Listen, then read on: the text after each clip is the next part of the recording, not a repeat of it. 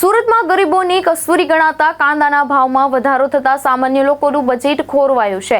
મહારાષ્ટ્રમાં ભારે વરસાદને કારણે કાંદાના પાકને નુકસાન થતા સુરતમાં આવતી સપ્લાય ઘટી છે, જેના કારણે 25 થી 30 રૂપિયા પ્રતિ કિલો મળતા કાંદા હાલ 40 થી 45 રૂપિયા પ્રતિ કિલોના ભાવે વેચાઈ રહ્યા છે।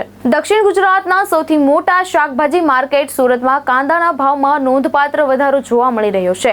સુરતના બજારમાં મોટા પ્રમાણમાં મહારાષ્ટ્રથી કાંદાની આવક થાય છે। જો કે મહારાષ્ટ્રમાં ભારે વરસાદને કારણે કાંદાના પાકને નુકસાન થતા સપ્લાયમાં ઘટાડો થયો છે।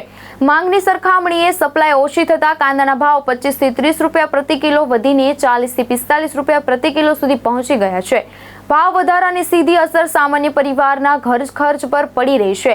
વેપારીઓના જણાવ્યા પ્રમાણે આગામી 2 મહિનાથી વધુ સમય સુધી કાંદાના ભાવ ઊંચા રહેવાની શક્યતા છે। અત્યારે અહીંયા જે જથ્થાબંધમાં 40 રૂપિયાથી લઈને 45 રૂપિયા સુધીના ભાવ છે। ભાવ વધવાનું કારણ જેટલી સપ્લાય છે એની સામે ડિમાન્ડ ઓછી છે।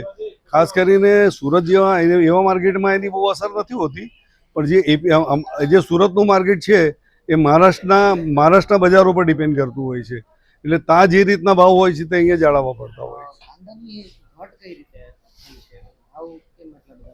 કાંદાની ઘટનું કારણ જે વરસાદ જ્યારે આ પાક જ્યારે તૈયાર થયો ત્યારે જ અતિવૃષ્ટિ થઈ છે ને, અને અતિવૃષ્ટિ કરીને જે ઓલા જે બરફના જે કે છે એ પડવાથી કાંદા વધારે ડેમેજ થયા છે।